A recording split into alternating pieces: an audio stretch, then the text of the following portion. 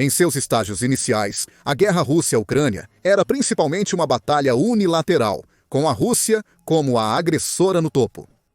Invadiu, bombardeou e tomou à força território da Ucrânia, com as forças armadas ucranianas simplesmente lutando para manter quaisquer pedaços de terra que eles podiam, defendendo-se de um ataque após o outro, lutando para encontrar a equipe ou liberdade para lançar qualquer tipo de contra-ataque. Mas as coisas mudaram. Agora, graças a algumas recentes modificações de política por vários países da OTAN, a Ucrânia está revidando com mais força. Enquanto isso, a Rússia está entrando em um estado caótico.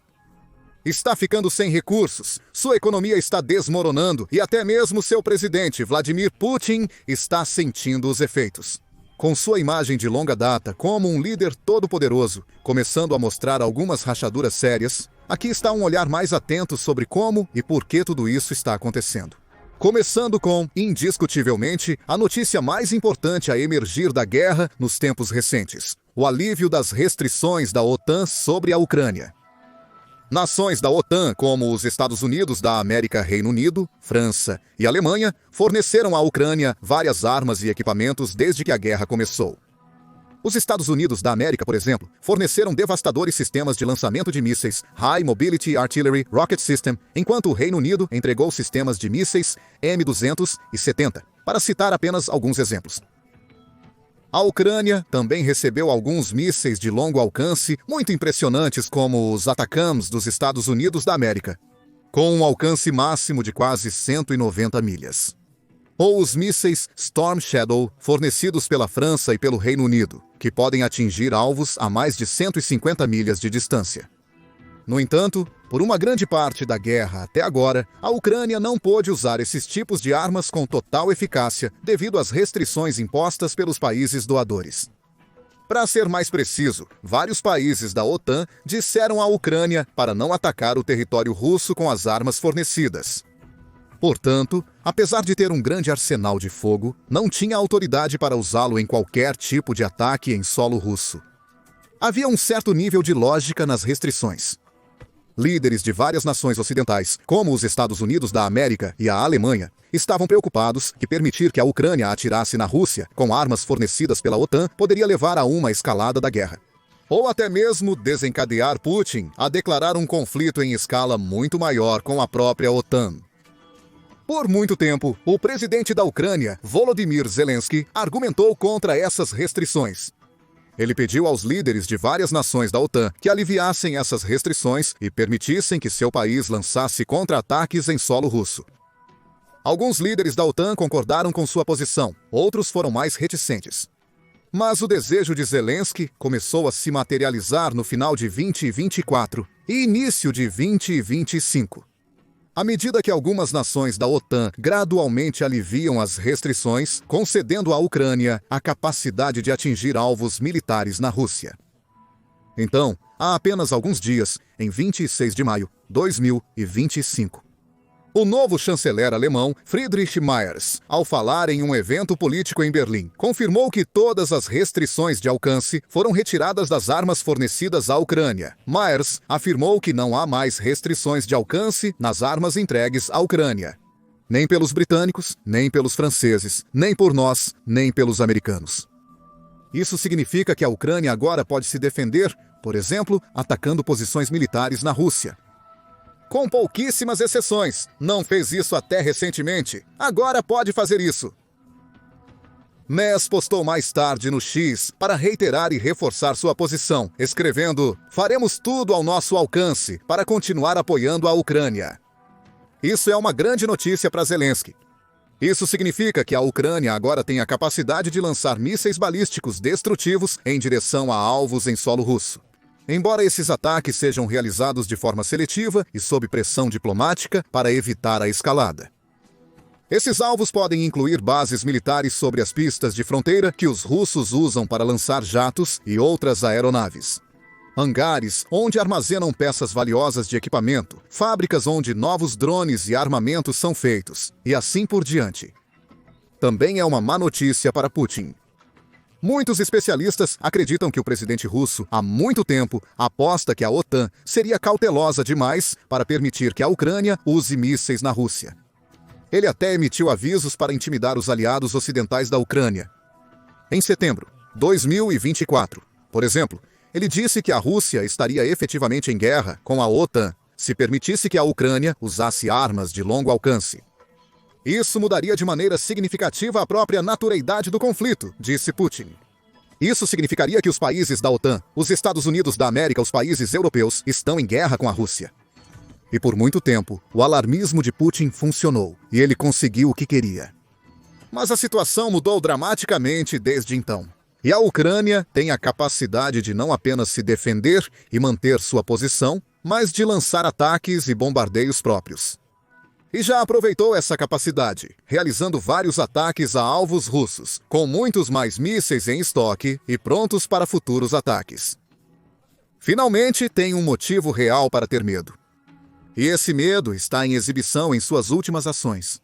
Os últimos dias viram alguns grandes bombardeios aéreos na Ucrânia, com centenas de drones e mísseis lançados em vários locais em todo o território ucraniano, incluindo a capital, Kyiv.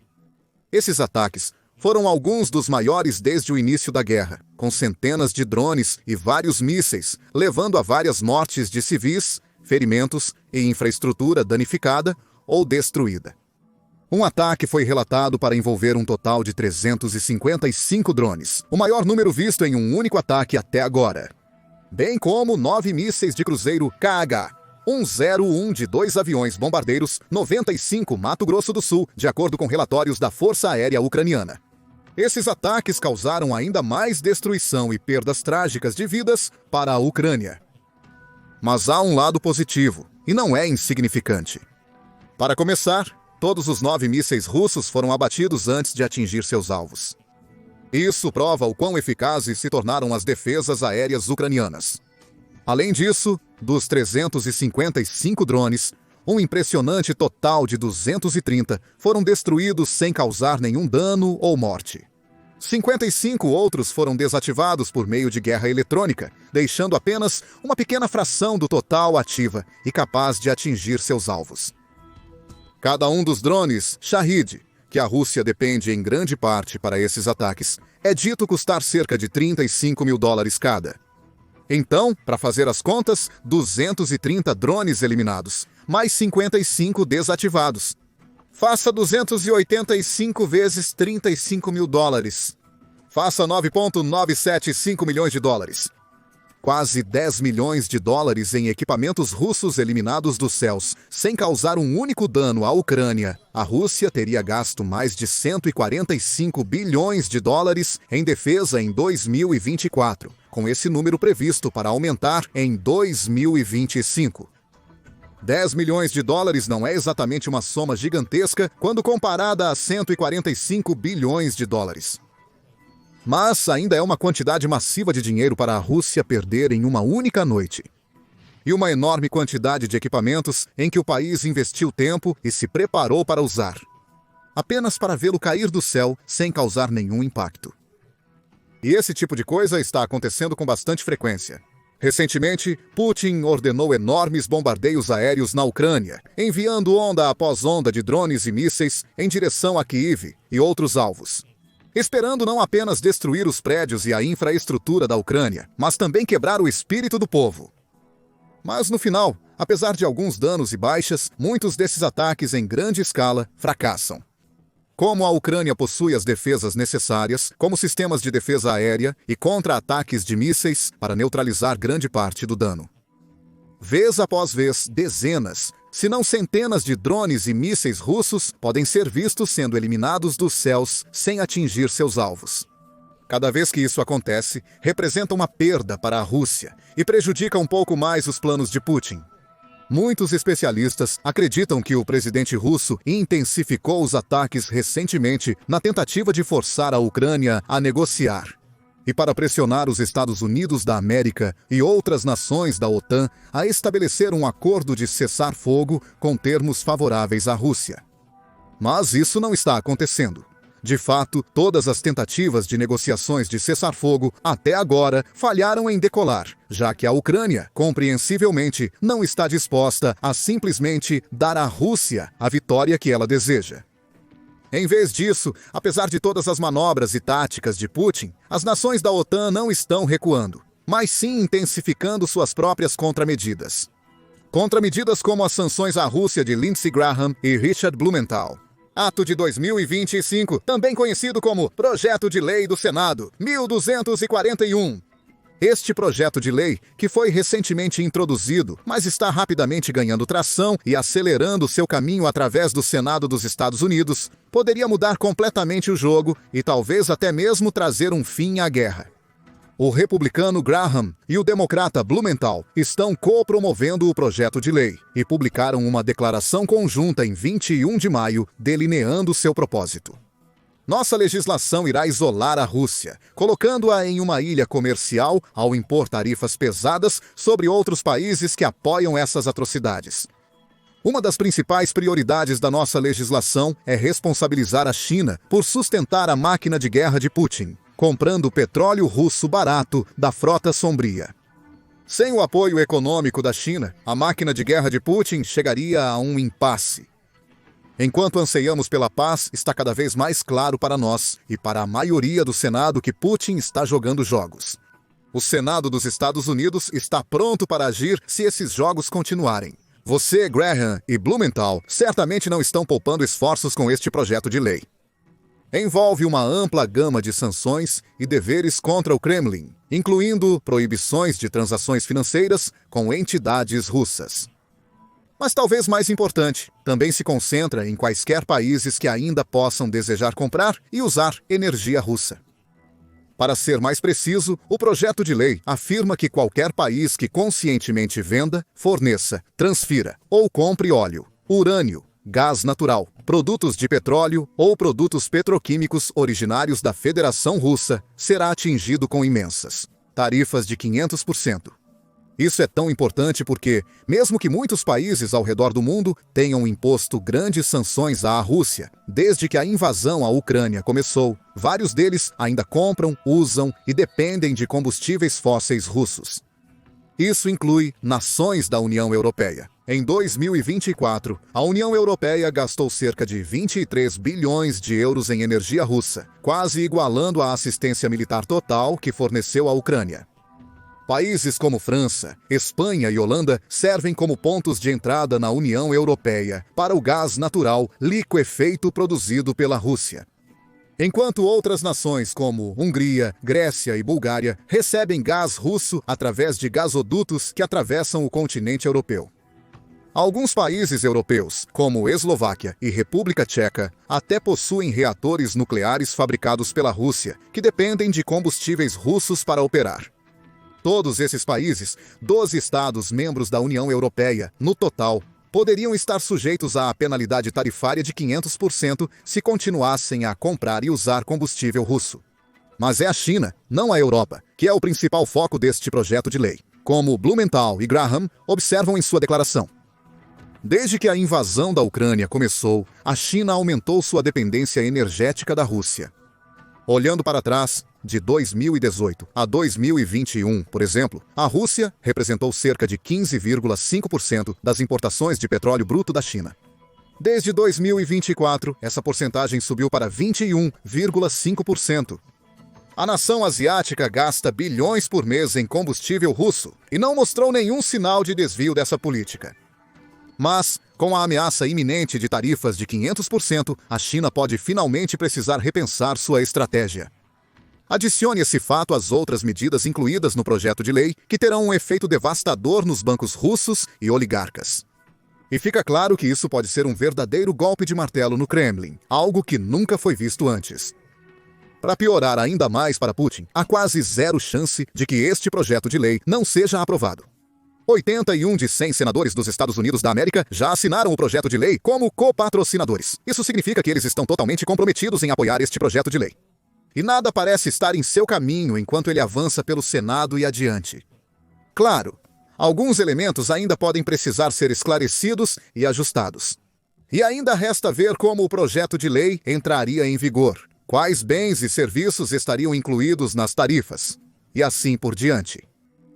De qualquer forma, isso é um grande golpe para a Rússia, sem dúvida, e suas ondas de impacto serão sentidas agora mesmo pelos corredores do Kremlin e além. E as más notícias não terminam aí para Putin. Outro grande evento na guerra Rússia-Ucrânia ocorreu nas primeiras horas de segunda-feira, 26 de maio, quando o homem mais poderoso do planeta, o próprio Donald Trump, fez talvez sua maior declaração sobre Putin até agora. Escrevendo em sua plataforma de mídia social, Truth Social, Trump disse que sempre teve um relacionamento muito bom com Vladimir Putin, da Rússia. Mas algo aconteceu com ele. Ele enlouqueceu completamente. Está matando muitas pessoas sem necessidade. E não estou falando apenas de soldados. Mísseis e drones estão sendo disparados em cidades na Ucrânia sem motivo algum. Eu sempre disse que ele quer toda a Ucrânia, não apenas um pedaço dela. E talvez isso esteja se provando correto. Mas se ele fizer isso, levará à queda da Rússia. Esta declaração veio após um longo período em que a posição de Trump sobre Putin e a guerra em geral parecia um tanto incerta. O presidente dos Estados Unidos da América fez várias declarações contrastantes em um ponto, culpando a Ucrânia por iniciar a guerra, também alegando que iria acabar com tudo quase imediatamente após assumir o cargo. E parecendo às vezes sugerir que os Estados Unidos da América deveriam se retirar completamente e deixar a Europa lidar com seus problemas sozinha.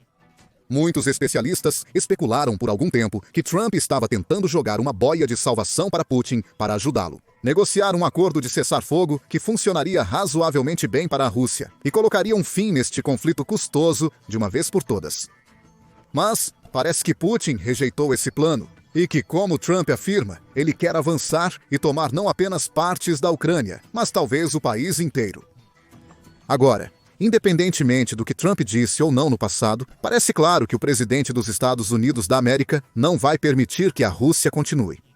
Ele não vai dar desculpas para as matanças de civis por Putin e os bombardeios sem sentido de alvos em todo o território ucraniano. Nem vai impedir a passagem de grandes sanções e propostas como o projeto de lei do Senado mencionado anteriormente. Em resumo, muitos especialistas agora acreditam que Trump abandonou Putin, e os efeitos disso podem ser vistos nos mercados. Na sequência da declaração de Trump, mais o anúncio da chanceler alemã de que a Ucrânia agora está autorizada a disparar mísseis contra a Rússia. A Bolsa de Valores de Moscou caiu mais de 2%. Essa é uma das maiores quedas que a Bolsa tem visto há algum tempo. E os efeitos em algumas das maiores marcas russas foram ainda maiores. Empresas como a estatal Gazprom e a empresa de tecnologia VK Group perderam quase 4% de seu valor. Com a Companhia Aérea Nacional da Rússia, a Aeroflot, também caindo 2,2%. O índice de volatilidade para a Rússia também disparou para cima, representando um claro sinal de pânico entre os investidores. E em termos de valor monetário real, os mercados russos perderam cerca de 100 bilhões de rublos no total, o que equivale a cerca de 1 bilhão e 100 milhões. E tudo isso veio de apenas uma única declaração que o presidente Trump postou online. Agora imagine o quão grande seria o impacto nos mercados e na economia russa em geral se e quando o projeto de lei do Senado 1241 for aprovado e 5%. Tarifas começam a atingir todos os países que compram e usam petróleo e gás russo. Isso inclui a China e a Índia, que juntas representam mais de 80% de todas as compras de petróleo russo. Petróleo e gás são pilares da economia russa. Em 2024, as vendas desses dois recursos representaram aproximadamente 30% de toda a receita federal da Rússia. Ao atingir esses recursos-chave, os Estados Unidos da América e seus aliados podem enfraquecer drasticamente a posição da Rússia, forçando sua mão e essencialmente arrastando Putin para a mesa de negociações, quer ele queira estar lá ou não. Para piorar a situação para a Rússia, a economia do país já está em uma posição perigosa. Um importante economista sueco, Anders Aslund, afirmou recentemente que a Rússia está a caminho de esgotar seu fundo de riqueza nacional até o outono deste ano. Ele afirmou: no entanto, a escassez mais crítica é o financiamento do orçamento, já que é provável que as últimas reservas líquidas da Rússia se esgotem no outono de 2025. Cortes no orçamento então se tornarão necessários. Enquanto isso, a economia de guerra também pode exigir controle de preços e racionamento, os antigos pecados soviéticos. À medida que o risco de um colapso financeiro aumenta, a economia em risco da Rússia está prestes a impor sérias restrições à guerra de Putin. Existem inúmeros fatores desempenhando um papel. Isso inclui a escassez de trabalhadores, os enormes aumentos nos gastos com defesa nos últimos anos, altos níveis de inflação, sanções de muitas nações ao redor do mundo e assim por diante. Por causa disso, as reservas líquidas do país diminuíram drasticamente, passando de 117 bilhões em 2021 para apenas 31 bilhões no final de 2024. Então, enquanto Putin pode se gabar e ostentar sobre a força da economia russa e o quão bem ela aparentemente resistiu às sanções ocidentais, os números frios e duros contam uma história muito diferente. A economia da Rússia está sob uma tensão significativa. Suas empresas estão perdendo cada vez mais dinheiro a cada dia. E até mesmo suas forças armadas, montadas a um alto custo, estão enfrentando um muro de tijolos na Ucrânia. Lutando dia após dia, sacrificando vidas, dinheiro, equipamentos e recursos por apenas os ganhos mais marginais. Acrescente o fato de que a Rússia tem visto perdas recordes de vidas ao longo da guerra até agora, com pelo menos 106 mil mortes confirmadas. E algumas estimativas sugerindo mais do que o dobro dessa quantidade. Além do fato de que o moral está em declínio e a Rússia tem sofrido grandes perdas em termos de tanques, veículos blindados, drones e mais. E a dura realidade para Putin é que esta guerra é uma que ele não pode ganhar facilmente. Ele está cada vez mais isolado, com uma imagem cada vez mais sombria para acordar a cada dia. À medida que ex-aliados se voltam contra ele, apoiadores de longo prazo ficam inquietos, e suas muitas manobras ofensivas falham repetidamente. Por anos, ele confiou no medo para conseguir o que queria. Mas, como esses eventos recentes mostram, o mundo não tem mais medo da Rússia como antes. E as rachaduras na imagem outrora sólida de Putin estão mais claras do que nunca. Mas, quais são os seus pensamentos? Como você vê o grande projeto de lei do Senado impactando a guerra e poderia isso aproximar o mundo de uma resolução pacífica finalmente? Compartilhe suas impressões nos comentários abaixo. E não se esqueça de se inscrever no The Military Show para mais notícias e informações atualizadas sobre a guerra da Rússia na Ucrânia, o Oriente Médio e outros grandes conflitos ao redor do mundo.